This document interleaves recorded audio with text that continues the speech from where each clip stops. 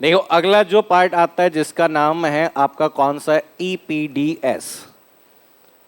ठीक है, आप लोगों ने नाम सुना होगा ईपीडीएस का, सुना है क्या नाम? अरे सुने हो क्या नाम? हाँ, नहीं सुने? पीडीएस जिसका नाम क्या कहलाता है, पब्लिक डिस्ट्रीब्यूशन सिस्टम। आप लोगों ने देखा होगा कि हमारे गांवों में देखा हो रियायती दर पे राशन मिलता है। राशन की दुकान होती है ना, जिसपे आपका चीनी मिलती है, आज चावल हो गए, आपका गेहूं हो गया, मिट्टी का तेल हो गया। तो यहाँ पे आजकल ये भी ऑनलाइन कर दिया गया है पूरा, कि आपके जैसे देखा होगा कि राशन कार्ड के साथ साथ में उस मुखिया के आपके अंगूठे का क्या लगता है, निशान लगता है, बायोमेट्रिक से जोड़ दिया। आधार कार्ड और आधार कार्ड के साथ में उसका क्या चाहिए होता है, बायोमेट्रिक चाहिए होता है। तो ये जो राशन की जो आपकी कमी होती है, तो यहाँ पे राशन की कमी से निपटने के लिए एक प्रोग्राम चलाया गया है कि यहाँ पे राशन की मॉनिटरिंग की जा सके, कितना राशन बचा है, कितना आपका और आपकी खपत होनी है, कितनी आपको उपलब्धता है। तो ये जानकारी उपलब्ध कराने के लिए एक पोर्टल या फिर हम कह सकते हैं एक आपका प्रोग्राम चलाया गया है जिसका नाम कौन सा है, ईपीडीएस कहते हैं। लिखो इसमें, इनके सबके फुल फॉर्म के नाम पूछे गए हैं आरएससीआईटी के पेपर में। ईपीडीएस में लिखो, पब्लिक डिस्ट्रीब्यूशन सिस्टम में लिखो। भारत में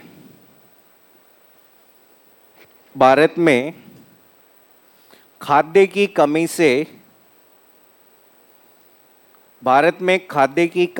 निपटने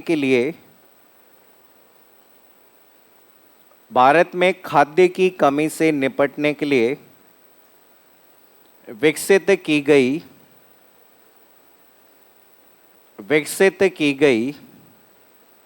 एक प्रणाली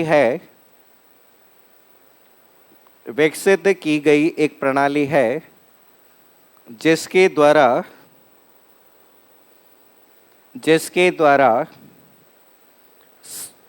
द्वारा समाज के गरीब लोगों को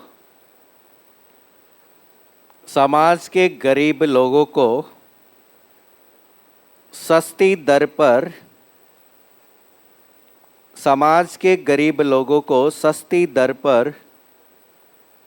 अनाज उपलब्ध करवाया जाता है। सस्ती दर पर अनाज उपलब्ध करवाया जाता है। अनाज उपलब्ध करवाया जाता है। तो ये मुख्य आपकी सर्विसेज थी जो कि आपके यूज की जाती है। अब कुछ पॉइंट और आपको याद रखना है जिसमें हम कह सकते हैं नागरिक, यहाँ पे नागरिक आधारित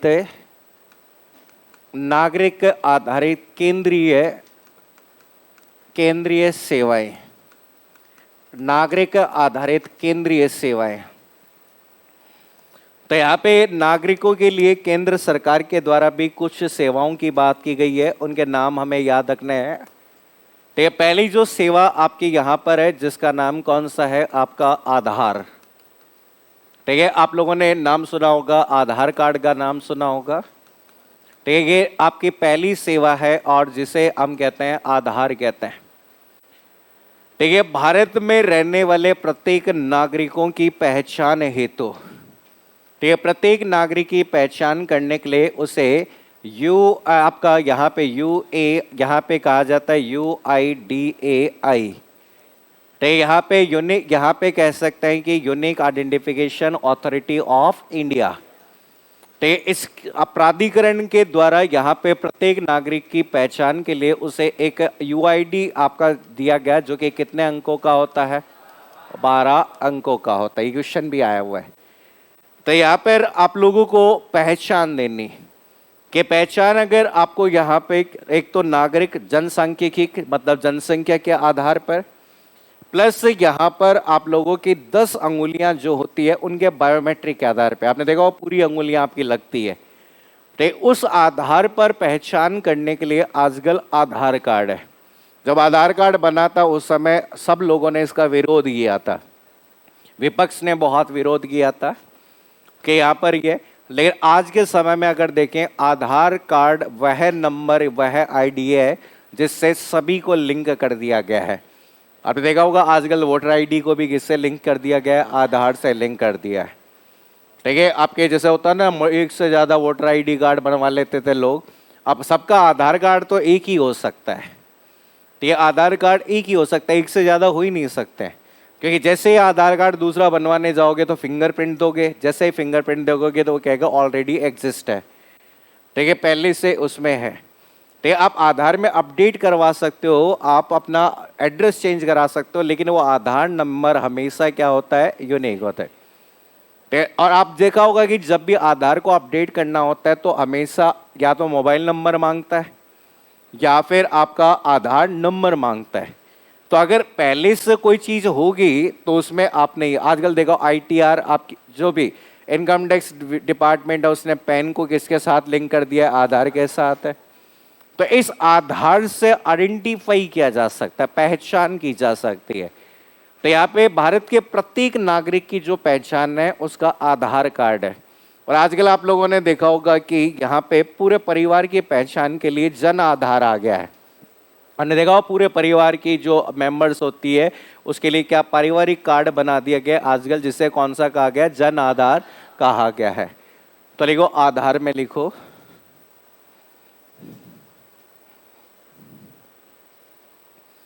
आधार में लिखो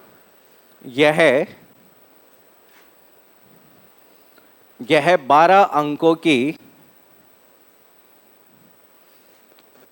यह 12 अंकों की एक पहचान संख्या है। 12 अंकों की एक पहचान संख्या है। 12 अंकों की एक पहचान संख्या है जो भारतीय नागरिकों को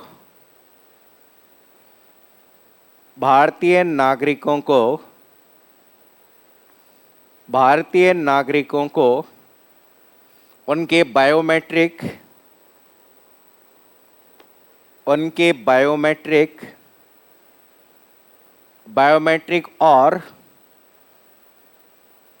और जनसांख्यिकी डेटा के आधार पर डेमोग्राफिक लिख लो तुम तो, है डेमोग्राफिक लिख लो, जन मत लिखो, है जनसांख्यिकी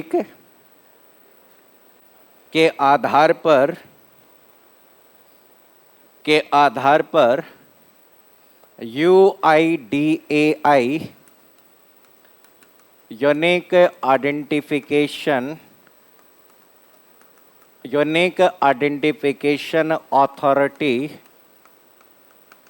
authority of India, UIDAI unique identification authority of India द्वारा जारी किया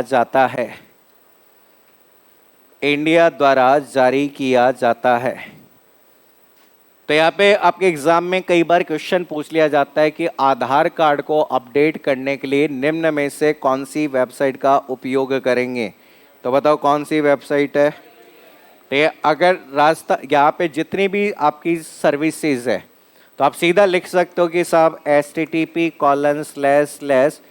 ठीक है UIDAI.gov.in, इस पोर्टल पे जाइए और इस पोर्टल पे जाकर आप जो भी आधार से संबंधित अपडेट करना चाहते हैं, ठीक है, आधार कार्ड को अपडेट करना चाहते हैं तो आधार से संबंधित जितने भी अपडेट होंगे वो इसके माध्यम से किए जा सकते हैं। कि आधार के लिए आप लोगों को ये पोर्टल है, इस पोर्टल का उपयोग करना है। बाकी अगर बात करें, नाम याद रखना है, जैसे आपका अगली सर्विस कौन सी है? आपकी पासपोर्ट सेवा। आप लोगों ने नाम सुना होगा पासपोर्ट सेवा। पासपोर्ट के अंतर्गत कई बार वर्ड आ जाता है PSK का पूरा नाम। PSK का मतलब पासपोर्ट सेवा केंद्र होता है। तो ये पासपोर्ट सेवा की बात की जा रही है। तो यहाँ पे कहा जाता है कि भारतीय नागरिकों को ऑनलाइन पासपोर्ट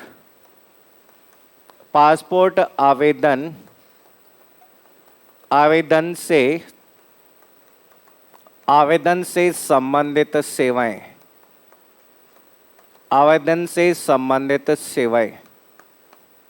तो यहाँ पे पासपोर्ट सेवा की जब भी बात की जाती है तो पासपोर्ट सेवा के अंदर हम कहते हैं कि आप लोगों ने देखा होगा आजकल जब भी ऑनलाइन आवेदन करना हो, पहले तो आपको जाना पड़ता था ऑफिस में।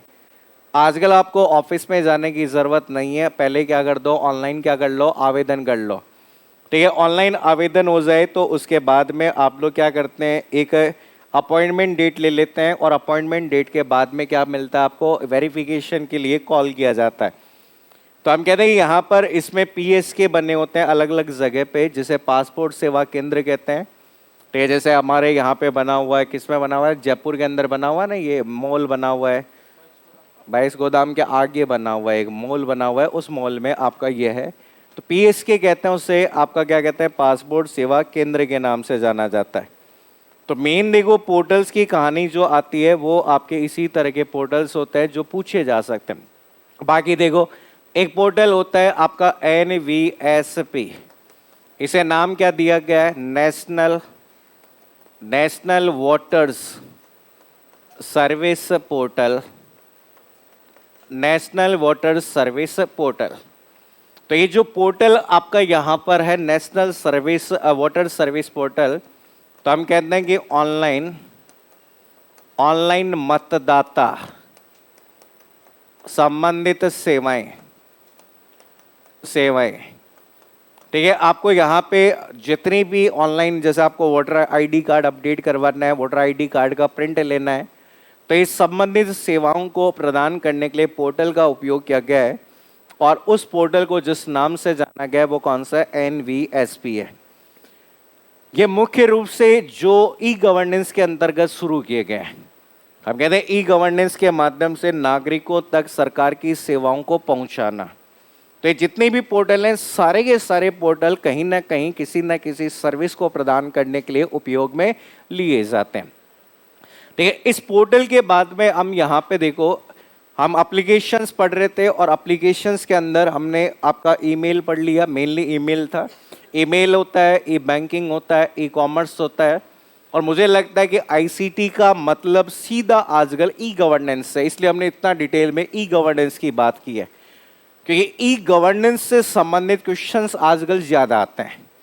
तो ई गवर्नेंस से संबंधित जितने क्वेश्चंस बन सकते हैं, मैंने आपको शीट दी है, उस शीट में मैंने क्वेश्चन ऐड कर दिए हैं। अगर कोई पॉइंट अगर उसमें रह भी जाता है तो वो आप किसके माध्यम से कर पाओगे, शीट के माध्यम से, ई गवर्नेंस के क्वेश्चंस है।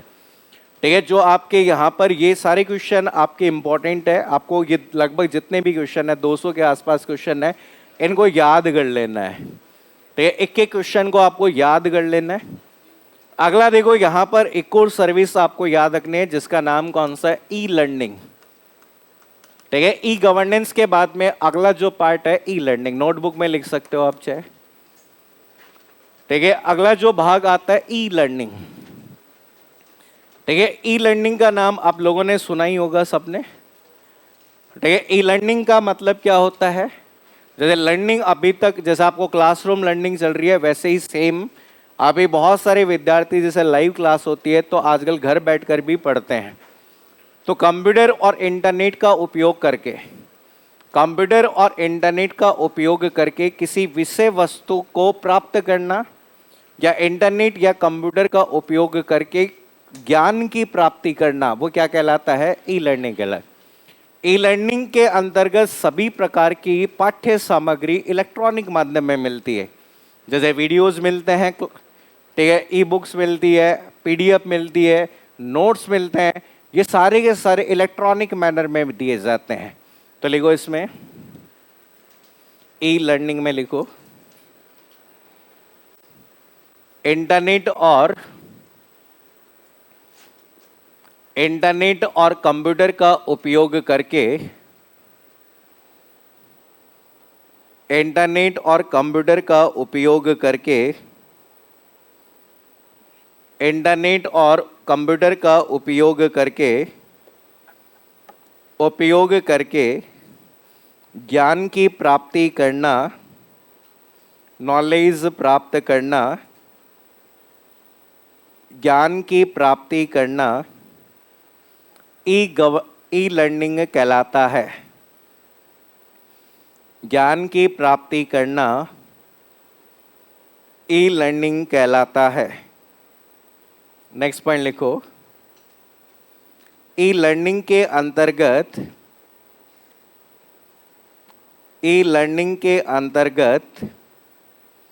पाठ्य सामग्री को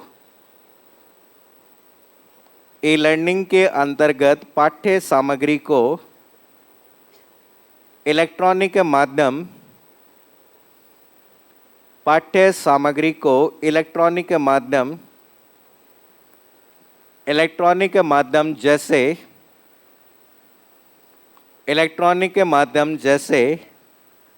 जैसे video,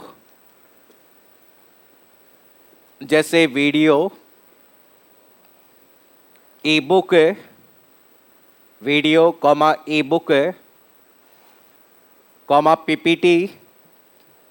PPT power point presentation, PPT आदि के रूप में उपलब्ध करवाया जाता है।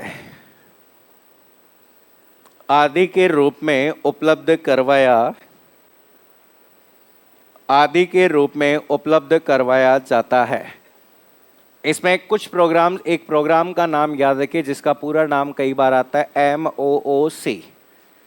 ठीक है, MOOC का मतलब क्या कहलाता है? इसे कहा जाता है मैसिव ओपन, ठीक है, ओपन ऑनलाइन कोर्स।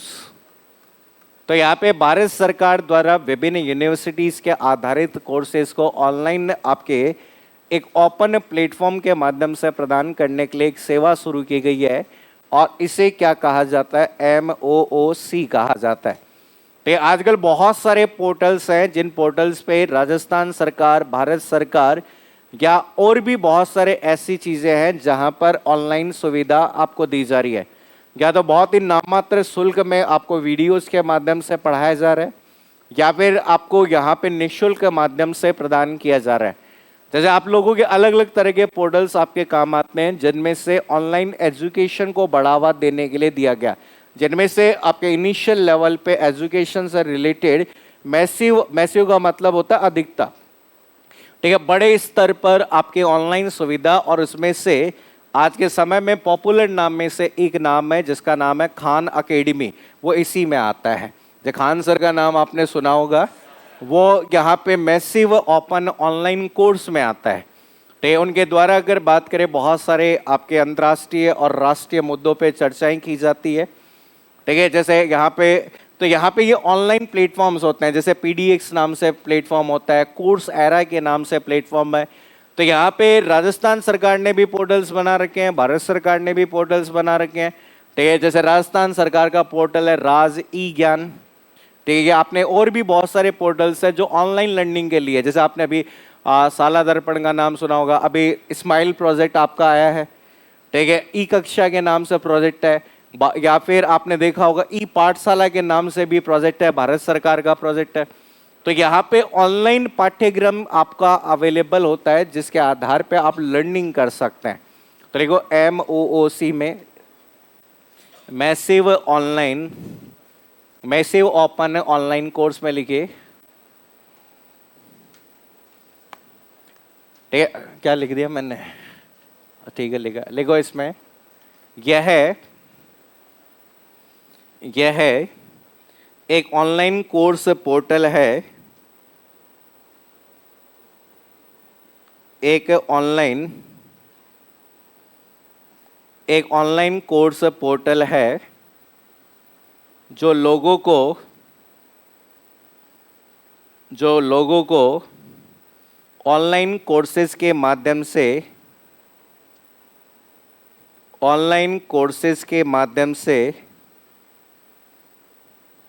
से ज्ञान अर्जित करने का ज्ञान अर्जित करने का मौका देता है।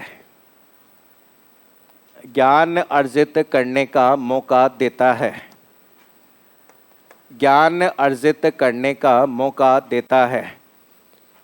तो यहाँ पर इस वाले पार्ट में जैसे एग्जाम्पल में मैं जैसे कुछ पोर्टल के नाम बता रहा हूँ, EDX, ये आपका पोर्टल है विश्वविद्यालय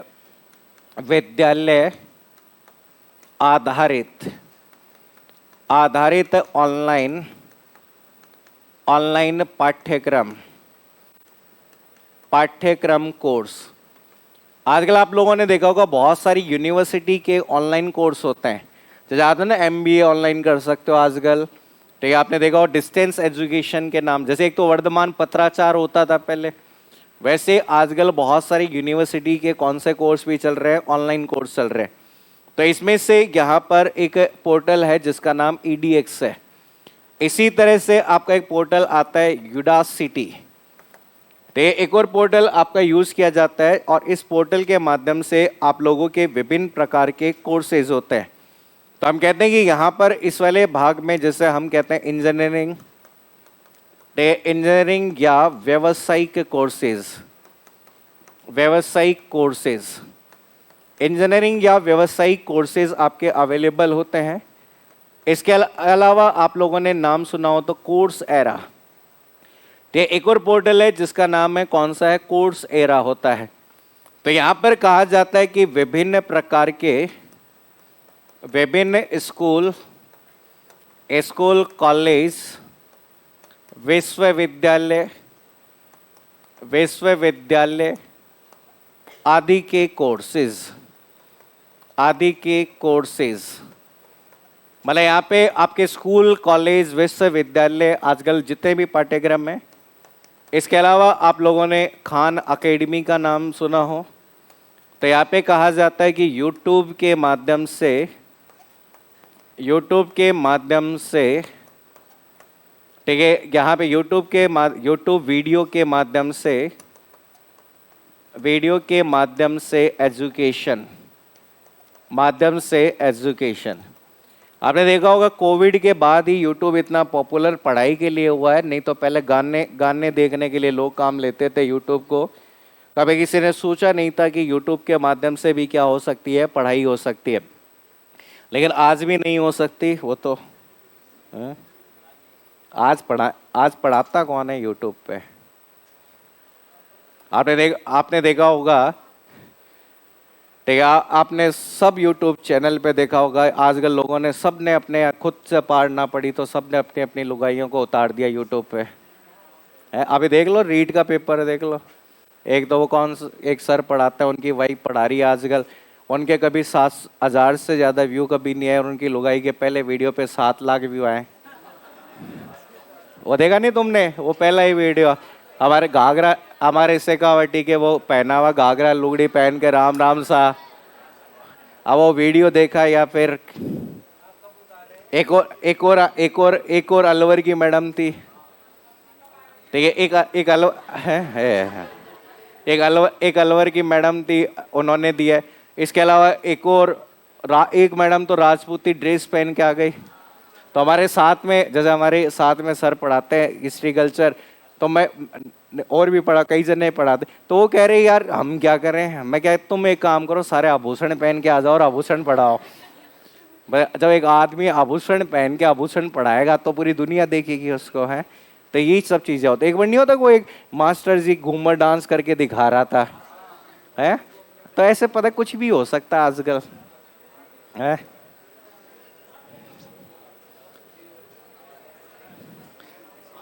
ये सारे के सारे प्रोग्राम है।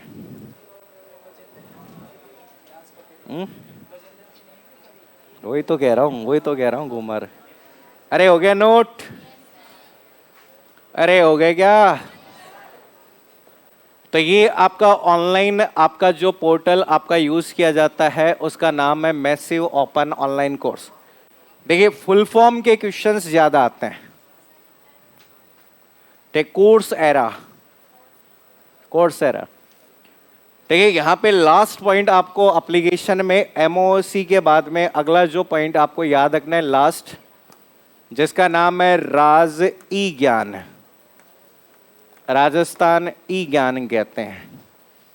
तो ई गवर्नेंस के अंतर्गत कह दो, या फिर राजस्थान में शिक्षा के स्तर को बढ़ावा देने के लिए या शिक्षा के स्तर को बढ़ाने के लिए राजस्थान सरकार द्वारा एक पाठ्यक्रम शुरू किया गया जिसका नाम क्या है, राजस्थान ई ज्ञान कहते हैं।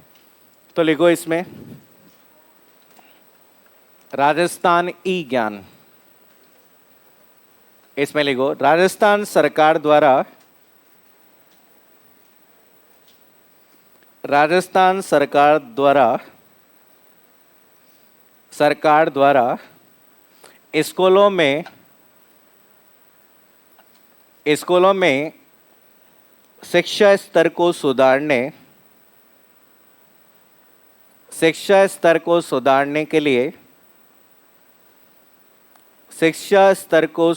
के लिए और डिजिटल इंडिया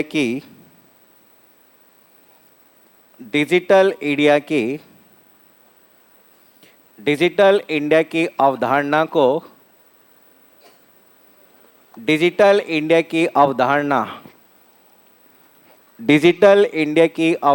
को लागू करने के लिए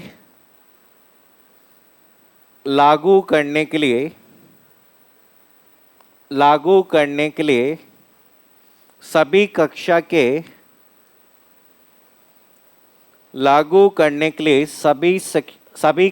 के छात्रों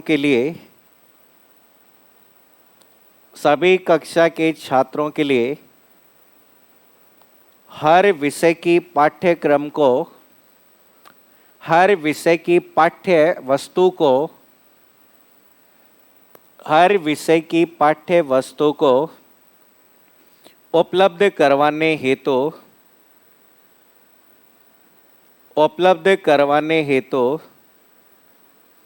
इस पोर्टल को शुरू किया गया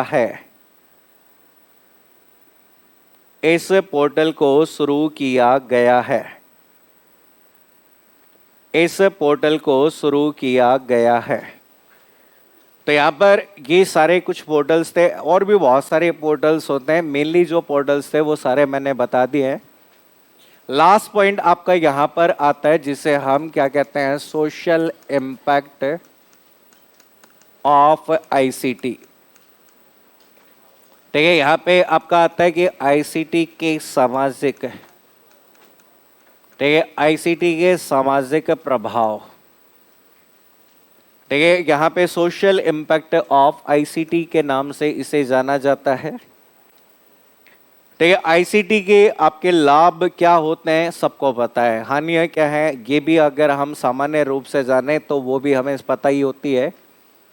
लेकिन आईसीटी जैसे जैसे आपका आईसीटी का प्रचलन बढ़ा, आईसीटी का उपयोग ज़्यादा हुआ, तो यहाँ पर विभिन्न प्रकार की आपके क्राइम होना शुरू हो चुके हैं। तो यहाँ पे एग्जाम में बेसिकली समाज पे पड़ने वाले आपके उन प्रभाव की बात कर रहा है या उन पॉइंट्स की बात कर रहा है जो आईसीटी की वजह से हुए हैं। तो इसमें देखो यहाँ पे सबसे पहला जो पार्ट आपका आईसीटी की जो प्रॉब्लम है, तो आईसीटी की जो प्रॉब्लम है आपकी सबसे बड़ी समस्या, पहली जो समस्या आती है जिसका नाम कौन सा कहलाता है, मालवेयर। तो आईसीटी के माध्यम से जो सबसे पहला जो प्रभाव आपके पड़ा, चाहे कंप्यूटर चाहे सामग्री वायरस की बात या मालवेयर की, तो मालवेयर का मतलब ऐसे हानिकारक प्रोग्राम से होता है। तो मालवेयर का तात्पर्य उन सभी सॉफ्टवेयर और प्रोग्राम से होता है जिनका उद्देश्य किसी कंप्यूटर में उपलब्ध संसाधनों को क्षति पहुंचाने के लिए, कंप्यूटर में उपलब्ध संसाधनों को हानि पहुंचाने या एक कंप्यूटर में उपलब्ध डेटा की चोरी करने के लिए किया जाता है। अब डेटा अगर बात करें निकालना चाहते हो उसके लिए इस भाग का उपयोग किया जाता है। तो आज बहुत सारे मालवेयर होते हैं जो अलग अलग तरह से कार्य करते हैं, तो कुछ के नाम हमें याद रखना है। पहले लिखो मालवेयर, लिखो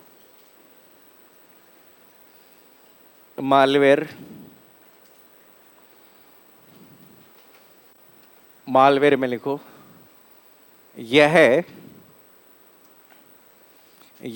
एक यह एक हानिकारक यह एक हानिकारक हानिकारक प्रोग्राम है। यह एक हानिकारक प्रोग्राम है। एक हानिकारक प्रोग्राम है जिसका उपयोग हानिकारक प्रोग्राम है जिसका उपयोग एक कंप्यूटर में उपलब्ध एक कंप्यूटर में उपलब्ध एक कंप्यूटर में उपलब्ध संसाधनों को एक कंप्यूटर में उपलब्ध संसाधनों को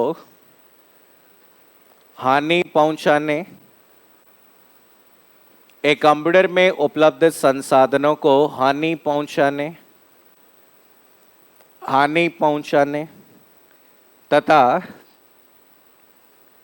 तथा कंप्यूटर में उपलब्ध जानकारी को कंप्यूटर में उपलब्ध जानकारी को कंप्यूटर में उपलब्ध जानकारी को चोरी करने हेतु किया जाता है। कंप्यूटर में उपलब्ध जानकारी को चोरी करने हेतु किया जाता है। तो इसमें मालवेयर में जैसे एग्जाम्पल आपको यहाँ पर याद रखना है कुछ, जैसे आपको मैंने पहले भी नाम बताया था, कौन सा आता है? वायरस। वायरस का मतलब होता है vital information resources under seize कहते हैं। तो पहला जो भाग आपका यहाँ पर काम में लिया जाता है उसे हम क्या कहते हैं? वायरस कहते हैं। तो वाइटल इंफॉर्मेशन ये एक प्रकार का प्रोग्राम ही होता है। इसके अलावा जैसे आपका कौन सा प्रोग्राम होता है? ट्रोजन हॉर्स होता है, या फिर जासूसी करने वाला एक प्रोग्राम होता है जिसका नाम है स्पाईवेयर। विज्ञापन प्रकाशित करने वाला एक प्रोग्राम होता है एडवेयर होता है। इसके अलावा वॉर्म के नाम से भी प्रोग्राम होता है। ऐसे नाम याद रखने कुछ प्रोग्राम जो कि मालवेयर के प्रोग्राम है। तो ये सारे के सारे प्रोग्राम्स जो होते हैं वो आपके मालवेयर होते हैं। तो ये आजकल पासवर्ड रिकॉर्ड करने के लिए एक प्रोग्राम का यूज़ किया जाता है जिसका नाम है कीलॉगर। ये साइबर कैफे वाले जो फ्रॉड करते हैं वो कीलॉगर के माध्यम से करते हैं। जो एंट्रियाँ पासवर्ड डालते हैं उनको रिकॉर्ड कर लिया जाता है और बाद में अगर बात करें इन एंट्रियों का उपयोग किसी भी तरह की क्षति पहुंचाने के उद्देश्य से किया जा सकता है। तो ये आपका भाग जो आता है जिसे हम लोग कह सकते हैं कि साहब ट्रोजन हॉर्स, ये सारे मालवेयर के प्रकार होते हैं। तो जिनका मूल उद्देश्य किसी न किसी कंप्यूटर में उपलब्ध संसाधनों को हानि पहुंचाना या कंप्यूटर में उपलब्ध संसाधनों को क्षति पहुंचाना होता है। तो कोई भी जो संसाधन है उन सभी संसाधनों को क्षति पहुंचाने का उद्देश्य होता है। तो अलग अलग तरह के आजकल रैनसम बहुत सारे मालवेयर हैं, दुनिया भर के मालवेयर हो सकते हैं। तो मालवेयर का मतलब याद रखना हानिकारक प्रोग्राम। ठीक है, यहाँ पर हानि पहुंचाने की बात की जाती है, उसे हम कहते हैं। ठीक है, मालवेयर के बाद में दूसरी जो बड़ी समस्या आज के समय में है इस माध्यम से, जिसे क्या कहते हैं? फिशिंग अटैक कहते हैं। मालवेयर के बाद अगला पॉइंट आता है फिशिंग अटैक। ठीक है, फिशिंग अटैक का मतलब, फिशिंग का मतलब होता है किसी व्यक्ति को बेवकूफ बनाकर संवेदनशील सूचनाओं को प्राप्त कर लेना। आजकल देखो ईमेल के माध्यम से मेल आ जाता है कि आपने 10 लाख डॉलर जीत लिए हैं, बस आपको 500 रुपये देने हैं और आपके अकाउंट में ट्रांसफ़र हो जाएंगे। तो उसमें अकाउंट डिटेल्स मांगी जाती है पूरी की पूरी। तो ऐसे आप लोगों ने देखा फ़ोन पे आजकल बहुत सारे लिंक आते हैं, उन पे क्लिक करने पर आपकी सारी जानकारी चली जाती है।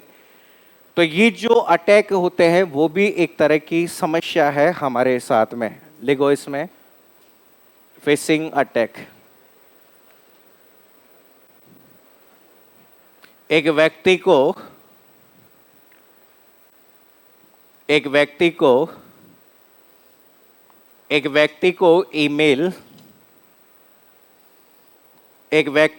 ईमेल या एक व्यक्ति को ईमेल या अन्य साधनों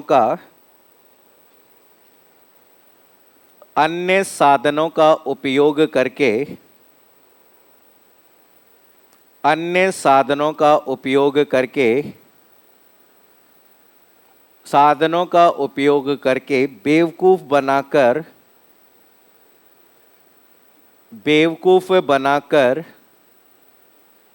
संवेदनशील सूचनाओं को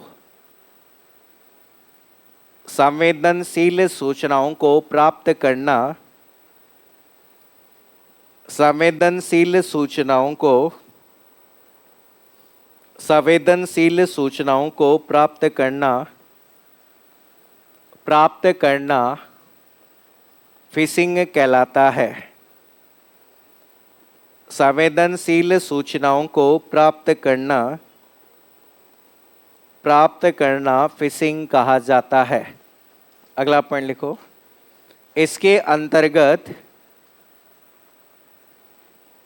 अंतर्गत यूजर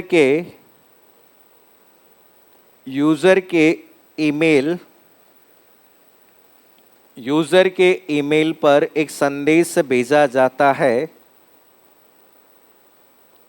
यूजर के ईमेल पर एक संदेश भेजा जाता है जिसे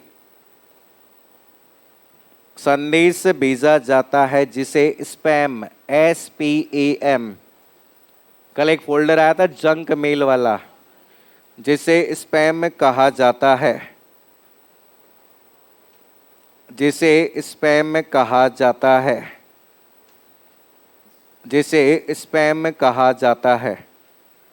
तो यहाँ पर ये जो भाग आपका यहाँ पर आता है जिसे हम फिशिंग कहते हैं। फिशिंग के बाद में अगली जो समस्या यहाँ पर है, तीसरी जो समस्या है, जिसे क्या कहते हैं, सॉफ्टवेयर पायरेसी।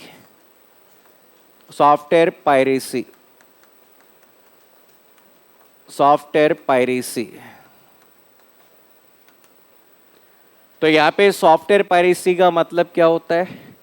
जैसे आजकल कुछ सॉफ्टवेयर होते हैं जो कि आपके कैसे सॉफ्टवेयर होते हैं, ठीक है, कुछ सॉफ्टवेयर ऐसे होते हैं जिनका नाम जो कैसे होते हैं, कॉपीराइट सॉफ्टवेयर होते हैं।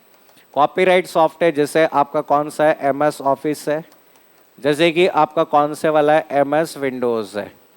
तो ये कॉपीराइट सॉफ्टवेयर होते हैं। कॉपीराइट सॉफ्टवेयर का मतलब इसके विशेष अधिकार सारे किसके पास है, माइक्रोसॉफ्ट के पास में। लेकिन हम लोग क्या करते हैं, इन सॉफ्टवेयर में बदलाव कर लेते हैं, सॉफ्टवेयर में छेड़छाड़ करके उसमें चेंज कर लेते हैं। और जब किसी भी आपकी जानकारी, मतलब हम उसके बिना जानकारी की करते हैं, तो ये क्या कहलाता है, सॉफ्टवेयर पायरेसी कहलाता है। हम जितने भी सॉफ्टवेयर हम काम लेते हैं वो कौन से हैं, पायरेटेड। हम पैसा थोड़ी देते हैं, हम हर चीज को अगर बात करें पायरेटेड रूप में यूज करते हैं। मतलब उसमें हम बदलाव कर लेते हैं और बदलाव करके अपने उपयोग में लेते हैं। तो इसमें लिखो,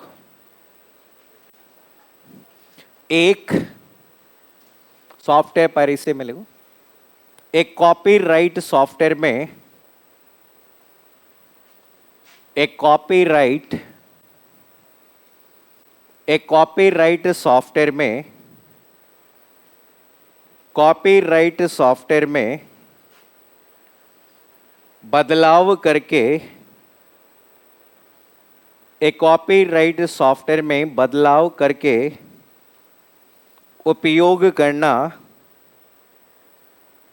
बदलाव करके उपयोग करना सॉफ्टवेयर पायरेसी कहलाता है।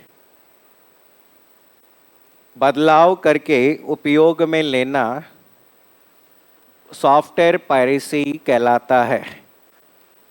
एक और पढ़ लिखो इससे में, एक सॉफ्टवेयर को उपयोग में लेने हेतु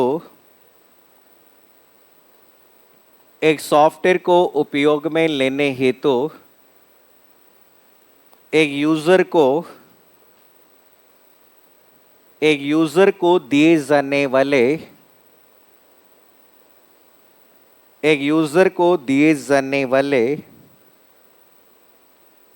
दिए जाने वाले विशेष अधिकार को एक यूजर को दिए जाने वाले विशेष अधिकार को सॉफ्टवेयर लाइसेंस कहा जाता है। दिए जाने वाले विशेष अधिकार को सॉफ्टवेयर लाइसेंस कहा जाता है। विशेष अधिकार को सॉफ्टवेयर लाइसेंस कहा जाता है। ठीक है, नेक्स्ट देखिए, अगला जो समस्या आती है जिसका नाम क्या है, प्राइवेसी। प्राइवेसी का सीधा संबंध निजता से होता है, सीक्रेसी से होता है। तो यहाँ पे आप लोग कोई भी सूचना इसलिए आजकल प्रदान कर देते हैं कि आप श्योर रहते हैं कि हमारी सूचना किसी के साथ में क्या नहीं की जाएगी, शेयर नहीं की जाएगी। भाई आप, प्राइवेसी का मतलब यही है। जैसे आपने देखा होगा कि ऑनलाइन जब आप कोई भी ट्रांजैक्शन करते हैं तो ट्रांजैक्शन करते समय हम अकाउंट्स की डिटेल्स दे देते हैं पूरी। तो मतलब ये इसलिए हम प्रदान करते हैं ताकि हम कहते हैं कि हम सुरक्षित हैं। तो यहाँ पे ये सुरक्षा प्रदान करना उस पोर्टल की जिम्मेदारी होती है। तो ये भी समस्या हो सकती है आपके, अगर इसको सुरक्षित नहीं रखा जाता है। तो अगर सुरक्षित नहीं है तो आपकी जानकारी क्या हो जाती है, लीक हो जाती है। लिखो प्राइवेसी में लिखो, प्राइवेसी का सीधा प्राइवेसी नहीं लिखना है यहाँ पे, अभी सीक्रेसी लिखना, सीक्रेसी क्या होता है?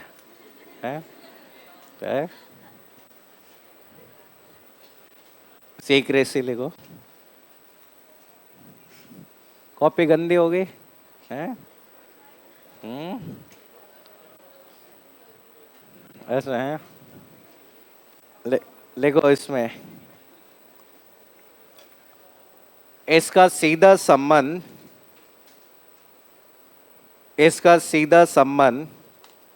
गोपनीयता से होता है। गोपनीयता से होता है जिसका तात्पर्य यह है कि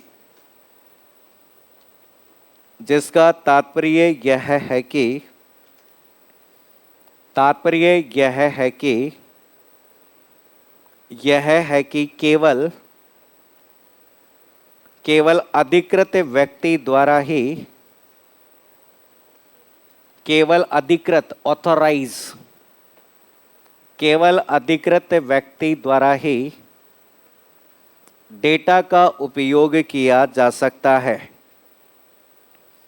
डेटा का उपयोग किया जा सकता है। डेटा का उपयोग किया जा सकता है। डेटा का उपयोग किया जा सकता है। नेक्स्ट है जिसे हम क्या कहते हैं, ऑथेंटिकेशन। तो ये अगला जो शब्द आता है जिसे हम कहते हैं ऑथेंटिकेशन। ऑथेंटिकेशन का मतलब कि हम जिसके साथ में भी जानकारी साझा कर रहे हैं वो अधिकृत होना चाहिए। और आज हम ऑथेंटिकेशन के लिए अलग अलग माध्यम यूज करते हैं, और किसी भी सिस्टम में ऑथेंटिकेशन का सबसे साधारण माध्यम कौन सा होता है, पासवर्ड होता है। तो केवल अधिकृत व्यक्ति के द्वारा ही आपके संवाद की बात हो रही है। तो हम जिसके साथ में भी संवाद करना चाहते हैं, जानकारी साझा करना चाहते हैं, तो ये केवल ऑथराइज होनी चाहिए आपके, इसे ऑथेंटिकेशन कहा जाता है। लिखो इसमें, ऑथेंटिकेशन में लिखिए, इसमें लिखो अधिप्रमाणन। हिंदी में भी ना लिखे जाए तो मैं, अधिप्रमाणन।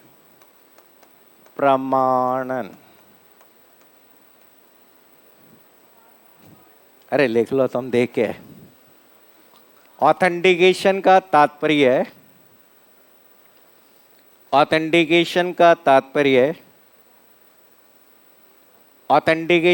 तात्पर्य संपर्क करने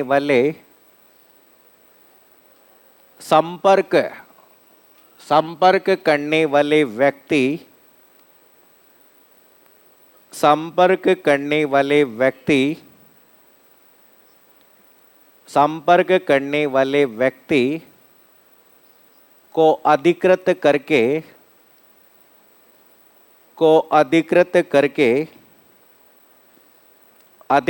करके जानकारी उपलब्ध करवाना होता है। अधिकृत करके जानकारी उपलब्ध करवाना होता है। ऑथेंटिकेशन का तात्पर्य संपर्क करने वाले व्यक्ति को अधिकृत करके जानकारी उपलब्ध करवाना होता है। मतलब कोई भी माध्यम हो सकता है और उस माध्यम का उपयोग करके उसे ऑथेंटिकेट या अधिकृत किया जाता है। नेक्स्ट है आपका कौन सा है? इंटीग्रिटी। इंटीग्रिटी का मतलब क्या होता है? सत्यनिष्ठता। सत्यनिष्ठा। इंटीग्रिटी का मतलब है कि संदेश जो भेजा गया है वो संदेश प्राप्तकर्ता तक उसी रूप में होना चाहिए जिस रूप में उसे क्या किया गया है? भेजा गया। ऐसा नहीं होना चाहिए कि संचार चैनल में उस संदेश को क्या कर दिया गया है? चेंज कर दिया गया है। इंटीग्रिटी का मतलब है कि जो जानकारी है उसी फॉर्मेट में होनी चाहिए जिस फॉर्मेट में इसे भेजी गई है। और सत्य, यहाँ पे किसी भी जानकारी के सत्यापन के लिए आजकल एक सिग्नेचर यूज करते हैं, डिजिटल सिग्नेचर। मैंने लिखवाया था कि डिजिटल सिग्नेचर का उपयोग आपकी जानकारी सही है गलत उसकी पहचान करने के लिए किया जाता है। लिखो इंटीग्रिटी में, यह निर्धारित करता है कि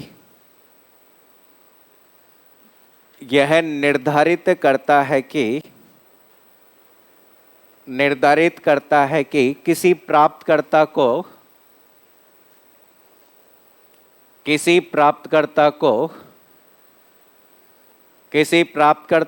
मिलने वाली जानकारी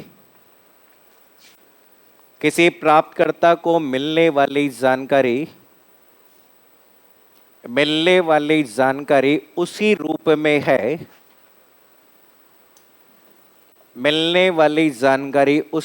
में है जिसमें इसे भेजा गया है। उसी रूप में है जिसमें इसे भेजा गया है। एक और पॉइंट याद रखना है, पैलेग्रिज्म। ये तो नाम सुना होगा आप लोगों ने, है? पैलेग्रिज्म नाम सुना है इसका? इसे कहते हैं साहित्यिक चोरी। आजकल होता है ना कि यहाँ पर आपके किसी के विचार, किसी के आपकी रचना, आपके उसको चोरी कर उसमें बदलाव करके आप नया निकाल देते हो, नई कॉपी निकाल देते हो। ठीक है, आजकल तो गानों पे कॉपीराइट आते हैं, कई बार देखा होगा। ठीक है, आपने देखा हमारे जितने भी भगवान के गाने होते हैं वो सभी हिंदी बॉलीवुड गानों पे बने होते हैं, आपने देखा होगा। उसको तोड़ मरोड़ करके अगर बात करें क्या कर दिया जाता है? चेंज कर दिया जाता है। अगर आप किसी किताब की एज इट इज कॉपी कर देते हैं, कई लोग होता है ना एज इट इज कॉपी कर देते हैं, तो वो आपका किस में आता है? पैलेग्रिज्म या साहित्यिक चोरी में कहलाता है। तो इसमें लिखो पैलेग्रिज्म या साहित्यिक चोरी। इंटरनेट पर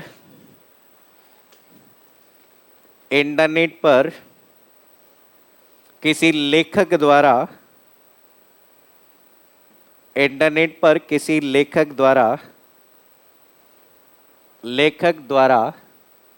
किसी दूसरे की भाषा विचार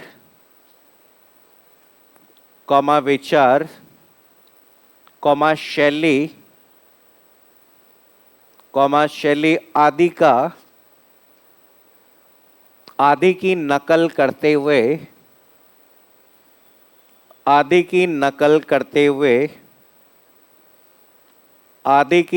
करते हुए मौलिक कृति के रूप में मौलिक कृति के रूप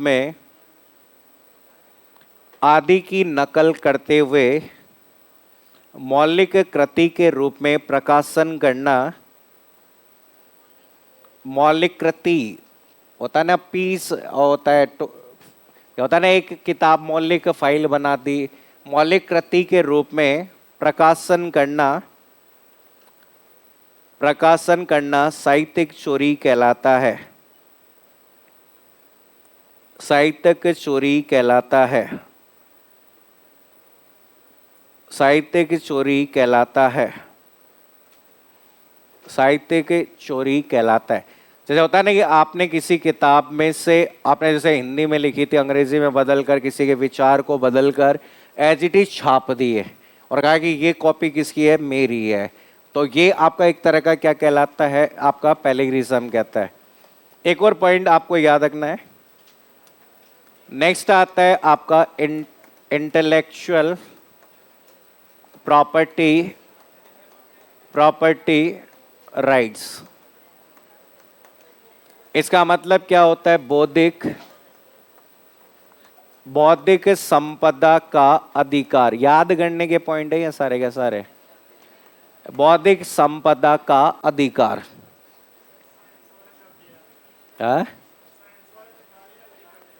साइंस, इसमें साइंस अंग्रेजी संस्कृत क्या करेगी है, कोई ना। बौद्धिक संपदा का अधिकार। आजकल आप लोगों ने देखा होगा विभिन्न क्षेत्रों में, जैसे विभिन्न क्षेत्र, जैसे वैज्ञानिक क्षेत्रों में बहुत सारे डेवलपमेंट होते हैं, तो यहाँ पे उसे कानूनी अधिकार प्रदान करना, ठीक है। कानूनी अधिकार प्रदान करने के लिए हम इससे राइट्स देते हैं। जैसे राइट्स के रूप में आप लोगों ने ये नाम सुने होंगे, ऐसे वर्ड सुने होंगे। एक वर्ड सुना होगा कॉपीराइट का वर्ड सुना होगा, और एक वर्ड सुना होगा ट्रेडमार्क का वर्ड सुना होगा। सुना है? सुना है क्या? जैसे आप देखोगे ऐसा लिखा मिलेगा इंटेल आर, ठीक है, इंटेल कॉरपोरेशन, ठीक है। यहाँ पर इंटेल कॉरपोरेशन लिखा हुआ मिलता है, तो यहाँ पर इंटेल कॉरपोरेशन और उसमें ब्रैकेट में टीएम लिखा हुआ होता है। तो यहाँ पे ये अधिकार दिए जाते हैं, मतलब हर उत्पाद से संबंधित, कोई प्रोडक्ट से संबंधित आपके पास में व्यावसायिक अधिकार दिए जाते हैं।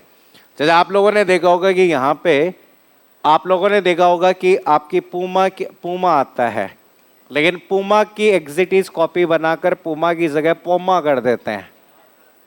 तो एज इट इज कॉपी होते हैं, लेकिन उसमें नाम अगर आप देखोगे तो वो कैसा होता है, पोमा होता है। जैसे अगर बात करें, जैसे आपका नाइकी आता है, नाइकी की जगह NLKE आ जाता है, NKE, ठीक है। यहाँ पे जैसे पहले आपका नोकिया आया था, तो नोकिया की जगह अगर आपके चाइनीज फोन आए थे उसका था नोकला था, ऐसे नाम आते हैं।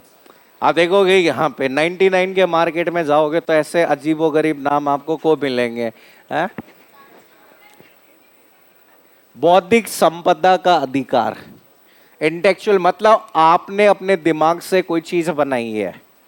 तो यहाँ पे जैसे वैक्सीन बनी, वैक्सीन का अधिकार हो गया।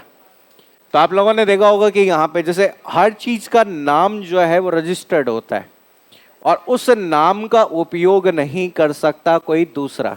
सारी कहानी नाम की है। आज के बड़े बड़े ब्रांड वैल्यू जो होते हैं उनमें देखा होगा लड़ाई किसकी है, नाम की। अभी जैसे फेसबुक ने मेटा को खरीदा, तो उस मेटा का पहले से किसी ने रजिस्ट्रेशन करा रखा था, उसको इतने पैसे दिए हैं कि भाई साहब तू अपना क्या कर ले, वापस ले ले। तो आजकल क्या होता है, जैसे याहू है, याहू क्या करता था पहले, हमेशा याहू के पास कोई काम नहीं था, वो केवल क्या करता, गूगल पे कोई चीज आई उस पर कॉपीराइट का केस लगा देता था, ठीक है। अभी नहीं देखा, थोड़े दिन पहले कुमार विश्वास ने अमिताभ बच्चन साहब की कुछ मतलब कविता के कुछ गाने गुनगुना दिए किसी प्लेटफॉर्म पे, ऑनलाइन प्लेटफॉर्म पे। अमिताभ बच्चन साहब ने नोटिस भेज दिया कि आप मेरे कविता की पंक्तियों को गुनगुना रहे हैं और उससे आप कमाई कर रहे हैं, क्योंकि यूट्यूब पे ऐड चलते हैं। तो कुमार विश्वास साहब ने यहाँ पे उनको पत्र लिखकर वापस कहा कि आपकी कविता के माध्यम से यूट्यूब से प्राप्त 9 रुपये 27 पैसे मैं इस लिफाफे के माध्यम से वापस भेज रहा हूँ, ठीक है। ये मतलब ये चीजें क्या है कि मतलब आपको व्यापार करने के अधिकार होते हैं। जैसे आज के समय में देखा होगा कि पार्ले जी अभी तक चल रहा है, वो नाम कोई और यूज नहीं कर सकता, ये उसका अधिकार है। आपने देखा होगा कि आपके ये जो फोन हो गए, ये सब चीजें आपके कॉपी, ये आपके सारी लड़ाई आज के समय में कॉपीराइट और किसकी है, ट्रेडमार्क। जिसके पास में ये रजिस्टर्ड हो जाते हैं, आगे के सारे अधिकार किसके होते हैं, उसके होते हैं। क्योंकि यहाँ पे अगर बात करें ब्रांड वैल्यू होती है, ऐसा ऐसा आप अगर ऐसा नहीं है कि घर जाकर आप ये इसी नाम का कोई दूसरा शुरू कर ले, तो फिर कंपनी का क्या मतलब रहा। तो इसलिए इनके अधिकार केवल और केवल इनको दिए जाते हैं। तो यहाँ पे आपका जैसे WTO ऑर्गेनाइजेशन है, वर्ल्ड ट्रेडमार्क ऑर्गेनाइजेशन, तो ये सब स्टैंडर्ड्स होते हैं, रजिस्टर्स होते हैं। व्यापार करने से पहले आपको इन प्रोडक्ट्स की क्या करनी पड़ती है, रजिस्ट्रेशन कराना पड़ता है। और अगर आपके पास में अधिकार नहीं है और किसी के पास में इनके रजिस्ट्रेशन है, इनके पास राइट्स है, तो वो कभी भी आपको नोटिस देके क्या कर सकता है, बंद करवा सकता है कि भैया ये नाम किसके नाम से है, मेरे नाम से। अब जैसे यहाँ पे आपने देखा होगा कि जैसे यहाँ पे जैसे कुछ कॉमन नाम होते हैं जिनके किसी को नहीं मिलते, ठीक है। जैसे कुछ कॉमन नाम होते हैं जिनका ट्रेडमार्क और कॉपीराइट किसी को नहीं मिलता। जैसे आपने देखा आपके यहाँ पे बगल में भी पाठशाला के नाम से है जो एमिनीट में, और मेरे इंस्टीट्यूट का भी नाम पाठशाला है। ना उनको मिल सकता ना मुझे मिल सकता। क्यों? क्योंकि भारत सरकार का खुद का ही कार्यक्रम पाठशाला है। भारत सरकार का जो कार्यक्रम कौन सा है, ई पाठशाला। तो यहाँ पे गवर्नमेंट कहती है ये तो हमारा खुद का ही प्रोजेक्ट है, तो हम कैसे किसी को दे दें। तो इन चीजों में यहाँ पे जो ये ऐसा होता है, कुछ चीजें विवादित रहती है, तो जिसके अंदर आप यूज नहीं कर सकते हैं। तो हमेशा ये जो पार्ट आपका यहाँ पे आपके किसी व्यापार करने के अधिकार होते हैं। आप चाहें तो अगर बात करें खुद आप व्यवसाय करें या फिर इसे अपने अधिकारी को किसी को दे सकते हैं। जैसे होता है ना कि यहाँ पे कोई वैक्सीन बनी नहीं, अब वो वैक्सीन बेचने के इतने पैसे ले लेता है, वो फॉर्मूला जो बनाता है उस फॉर्मूले के पैसे ले लेता है। तो आगे आपने देखा हो कई बार कंपनियां क्या करती है, कंपनियां कोई नया डेवलपमेंट होता है, कोई नया सॉफ्टवेयर बनाता है, वैसे उस बंदे को बुला लेती, इतने करोड़ का पैकेज दे देती है, ठीक है। हमें लगता है क्योंकि उसने नई खोज की है, ठीक है। और उसके पेटेंट लेने के बाद, अब जैसे मान लो कोई चीज का आविष्कार आपने कर दिया और उसके अधिकार अगर आपको मिल गए, तो पूरे विश्व के अंदर फिर उस वस्तु को उस रूप में कोई भी उपयोग नहीं कर सकता है।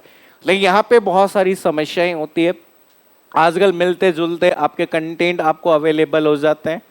देखो यूट्यूब पे देखा होगा कि सेम आप थोड़ा साइड सेम वीडियो अगर सेम का एज इट इज वीडियो, जैसे मेरा कोई वीडियो अगर किसी ने दूसरे अगर चैनल पे डाल दिया तो मैं सीधा उस पर कॉपीराइट का क्या लगा सकता हूँ, क्लेम लगा, क्योंकि वो मेरी प्रॉपर्टी है, ठीक है। वो मेरी प्रॉपर्टी है, उस प्रॉपर्टी पर सारा अधिकार किसका है, मेरा अधिकार। अगर मैं किसी को बेच रहा हूं वो अलग चीज है। तो यहां पर ये आपका क्या कहलाता है, बौद्धिक संपदा का अधिकार कहलाता है। तो इसमें लिखिए इंटेलेक्चुअल प्रॉपर्टी राइट्स में लिखिए बौद्धिक संपदा का अधिकार,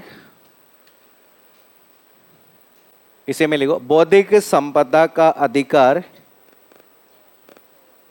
बौद्धिक संपदा का अधिकार किसी व्यक्ति, बौद्धिक संपदा का अधिकार किसी व्यक्ति, किसी व्यक्ति द्वारा, किसी व्यक्ति द्वारा विज्ञान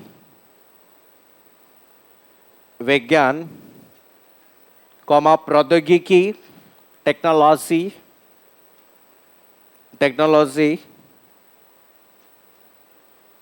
साहित्य लिटरेचर साहित्य अथवा कला के क्षेत्र में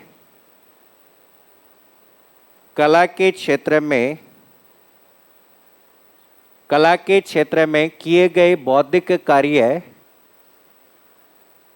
कला के क्षेत्र में किए गए बौद्धिक कार्य करने के, बौद्धिक कार्य करने के लिए प्राप्त एक कानूनी अधिकार है।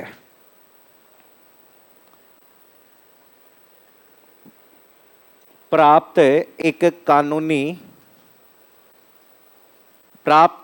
कानूनी अधिकार है। अगला पॉइंट लिखो बौद्धिक संपदा अधिकार हेतु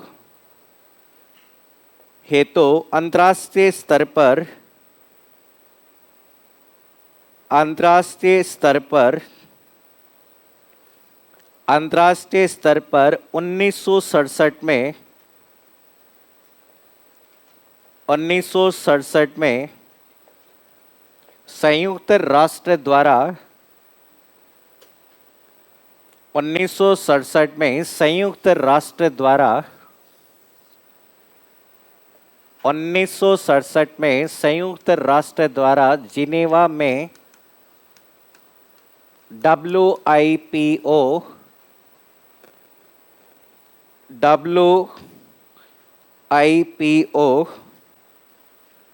ठीक है, वर्ल्ड इंटेलेक्चुअल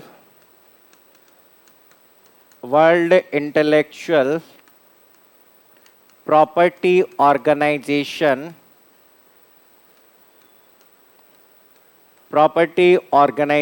की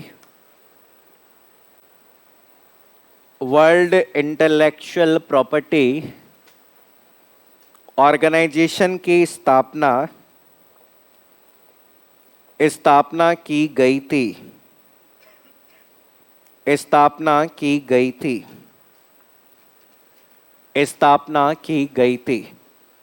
फिर इसके बाद में अलग अलग संस्था और बन गई, जैसे आप लोगों ने आपने आपका व्यापारिक संगठन के लिए WTO बन गया, जिसका नाम क्या है, वर्ल्ड ट्रेड ऑर्गेनाइजेशन। ये हमारे नहीं पूछे जा सकते, ये आपको केवल इंटेलेक्चुअल प्रॉपर्टी से संबंधित है।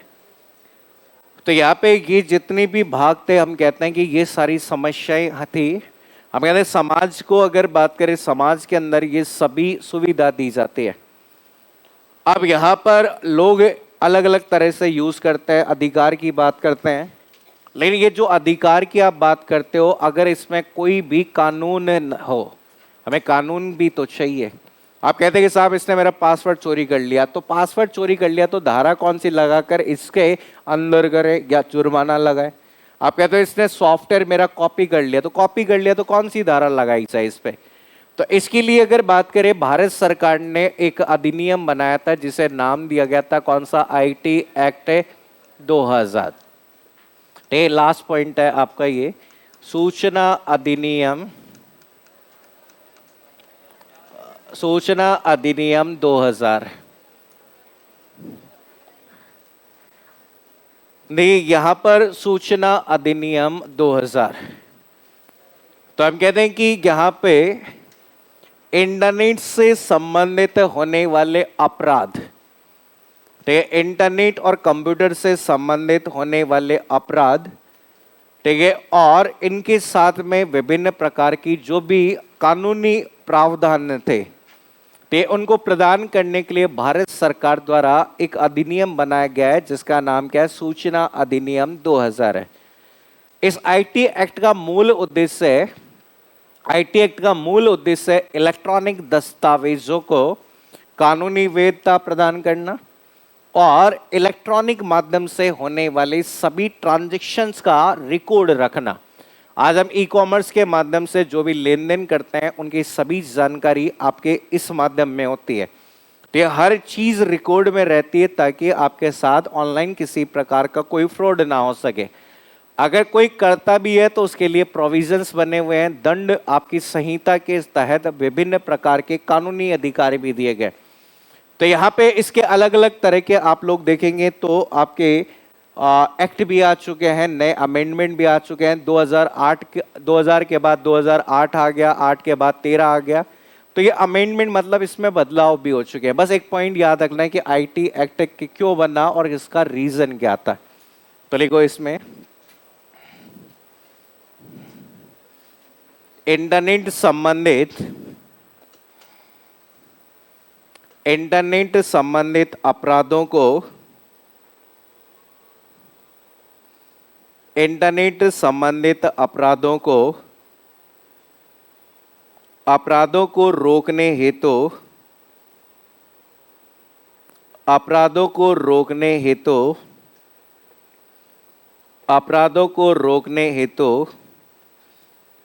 रोकने हेतु यह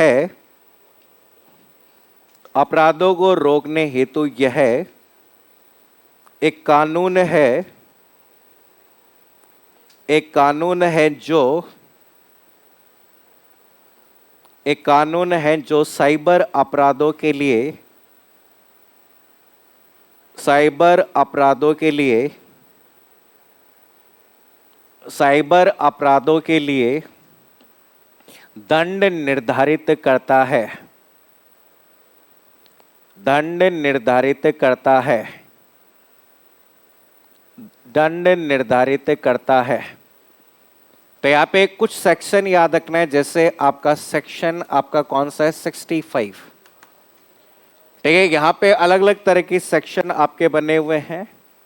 तो ये सेक्शन 65 कहलाता है किसके साथ, कंप्यूटर, कंप्यूटर सोर्स कोड के साथ, कंप्यूटर सोर्स कोड के साथ छेड़छाड़। आपने अभी एक सॉफ्टवेयर पायरेसी वर्ड सुना था, तो सोर्स कोड का मतलब किसी भी प्रोग्रामिंग भाषा में लिखे जाने वाले कोड को क्या कहा जाता है, सोर्स कोड कहा जाता है। तो हम कहते हैं कि सेक्शन 65 के अंतर्गत अगर कोई भी सोर्स कोड में छेड़छाड़ करता है और सॉफ्टवेयर में बदलाव कर देता है तो हम यहां पर कह सकते हैं। ठीक है, यहां पर नेक्स्ट जो आपका सेक्शन 66, ठीक है, अगला जो सेक्शन है 66 आपका कंप्यूटर अपराध से संबंधित एक और है, और इसे हम कहते हैं कि कंप्यूटर हैकिंग। हैकिंग का नाम सुना आपने, हैकिंग तथा कंप्यूटर अपराध। ठीक है, हैकिंग तथा कंप्यूटर जो अपराध होते हैं वो आपके सेक्शन 66 में क्या किए गए हैं, डिफाइन किए गए। तो यहां पर इस वाले पार्ट में कहा जाता है कि ऐसा है, एक और आपका है सेक्शन 49 से 43, इसे कहा जाता है कि इलेक्ट्रॉनिक दस्तावेजों के साथ छेड़छाड़, कि जो भी इलेक्ट्रॉनिक रूप में कोई दस्तावेज है, कोई फाइल है, उसमें आप बदलाव कर रहे हैं, किसी तरह की आप लोग छेड़छाड़ कर रहे हैं, वो यहां पर होता है। ठीक है, एक और सेक्शन है आपका सेक्शन 67। तो ये सेक्शन 67 भी आपकी जानकारी से संबंधित है, और यहां पे कहा जाता है कि इलेक्ट्रॉनिक रूप में, तो हम कहते हैं कि इलेक्ट्रॉनिक रूप में अश्लील जानकारी देना। अगर आप लोग फेसबुक पे ऐसे कुछ कंटेंट पोस्ट करते हैं जिनमें इस तरह की, ठीक है, जानकारी हो जो अश्लील होती है, तो उसे क्या किया जा सकता है, ब्लॉक किया जा सकता है, साथ में कानूनी प्रावधान भी आपका होता है। ये आपकी धाराएं हैं, और ये धाराएं किसकी है, आपके आईटी अधिनियम की कुछ धाराएं होती है। ठीक है, एक और धारा आपको आईपीसी की धारा और याद रखनी। आईपीसी की क्या है नाम, Indian panel code. Indian panel code के अंतर्गत भी आपके दो धाराओं को बताया गया है जो हमारी यूज की गई है। ठीक है, पहले जो धारा है वो आपकी कौन सी है, सेक्शन 406। ये क्या कहता है, ये आपके सामान्य रूप से विश्वासघात करना, फ्रोजरी करना, अपने किसी के साथ विश्वासघात करते हैं तो ये धारा लगाई जा सकती है।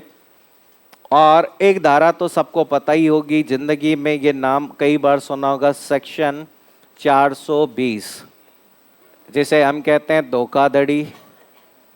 धोखाधड़ी तथा बेईमानी। कई बार कहते हैं 420 है ये। ठीक है, 420 जो है सेक्शन आपकी इस तरह से आपकी है। तो ये साइबर से संबंधित होने वाले सारे धोखाधड़ी इसी में आते हैं। ठीक है, जो साइबर धोखाधड़ी होती है ना, आजकल पैसे निकाल लेते हैं, साइबर धोखाधड़ी, साइबर धोखाधड़ी।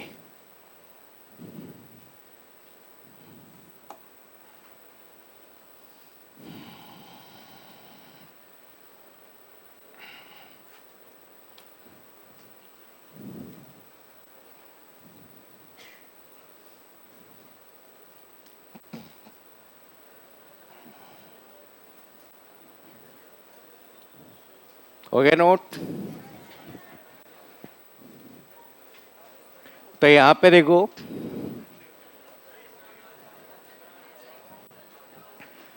ये आपके इस रीट मेंस के अंदर लास्ट बिंदु था आईसीटी का। वैसे मैंने पूरी कोशिश की है कि जो आपके सिलेबस में है वो तो है ही, उसके अलावा जहाँ से प्रश्न पूछे जा सकते हैं वो भी कवर करने की कोशिश की है मैंने। बहुत अगर बात कर, इतना पढ़ लिया तो पर्याप्त है। अगर इसमें से नहीं मिलता तो भी अगर बात कर, टेंशन लेने की ज़रूरत नहीं है। फिर इसमें पूरे राजस्थान में किसी को नहीं आ रहा होगा क्वेश्चन, इतनी मेरी गारंटी है। ठीक है, आपके पास में पढ़ने को और पढ़ाने को है? देखो, पढ़ने को और पढ़ाने को बहुत सारी चीज़ें हैं, लेकिन ये सिलेबस जो है वो बहुत ही इस तरह में, सिलेबस एक तरह से इसमें डाउटफुल चीज़ें हैं कि आएगी, क्या आएगा क्या नहीं आएगा। आपको क्वेश्चंस करने, किसी क्वेश्चन में अगर डाउट हो तो आप मेरे से पूछ लेना। ठीक है, अगर गाना ना, हाँ ठीक है, अगर कहीं किसी भी क्वेश्चन में डाउट आए तो इस शीट के जस्ट ऊपर, इस शीट के ऊपर मेरा नंबर लिखा हुआ है, इस नंबर पे आप मेरे को व्हाट्सअप कर देना किसी क्वेश्चन में अगर डाउटफुल लगे। बाकी आप मन लगाकर पढ़ाई करिए और ये मान के चलिए अगले 3 महीने एक अथक प्रयास करके जिस उम्मीद के लिए हम यहाँ आए हैं, तो जिस लक्ष्य के लिए हमें आए हैं, उस लक्ष्य को हमें क्या करना है, पूरा करना है। ठीक है, आगामी ऐसा नहीं होना चाहिए कि आप फिर से मुझे, हमारी मुलाकात किसी क्लास में हो, ठीक है, आगे कहीं मिले तो हम, ठीक है, अब हर जगह जैसे आप टीचर बन के जाएंगे तो हर जगह जब आप टीचर बनकर जाएंगे तो वहाँ पर आपको कौन मिलेगा, कोई ना कोई अनुदेशक आपको ज़रूर मिलेगा, वो मेरा ही स्टूडेंट मिलेगा मोस्टली जगह, कहीं दिक्कत आए तो।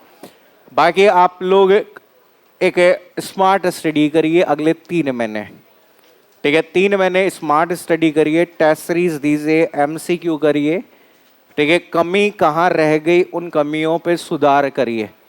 आप सभी लोग पात्रता परीक्षा पास करके यहाँ तक पहुँचे, मतलब आपने एक स्टेज पूरी की है और उस स्टेज में जो विषय आप ऑलरेडी पढ़ चुके हैं, जिनमें लगता है कि हमें ऑलरेडी ये आता है, उस पर कम समय देकर, उस पर थ्योरी पे कम ध्यान देकर, उस पर प्रीवियस ईयर के क्वेश्चंस पे ध्यान ज़्यादा दीजिए और जो सब्जेक्ट आप पहली बार पढ़ रहे हैं उन सब्जेक्ट को ज़्यादा महत्व दीजिए। तो आप लोग सामाजिक अध्ययन हो या फिर विज्ञान हो, आप लोगों को जीके वाला पार्ट अच्छे से करना है। तो जीके वाला पार्ट अच्छे से करिए और जीके में भी आपके जैसे जो नए टॉपिक्स हैं उनसे प्रश्न आने की ज़्यादा संभावनाएं रहती है। आप लोग आर्थिक समीक्षा अच्छे से पढ़िए, आर्थिक समीक्षा पढ़ते हैं ना, ठीक है, भूगोल के सारे आंकड़े किससे आते हैं, आर्थिक समीक्षा से। आर्थिक समीक्षा, सरकारी योजनाएं, फ्लैगशिप योजनाएं, समसामयिकी घटनाएं, ये वो पार्ट होते हैं जो आपको और लोगों से आगे बढ़ाते हैं। ये वो टॉपिक्स होते हैं जिन पे ज़्यादातर लोग ध्यान नहीं देते हैं। ठीक है, बाकी अगर बात करें वो पेपर के 3 घंटे, 3 घंटे का ही पेपर है, वो सबसे महत्वपूर्ण होते हैं। ठीक है, 2.5 घंटे 3 घंटे। ठीक है, आप लोग यहाँ पे जिस एग्ज़ाम के लिए आप आए और जिस एग्ज़ाम की आप तैयारी कर रहे हैं, ठीक है, मैं ईश्वर से कामना करता हूँ कि आप इस एग्ज़ाम में सफल हो। ठीक है, इसी के साथ में मैं विदा लेता हूँ आप लोगों से। ठीक है, थैंक यू सो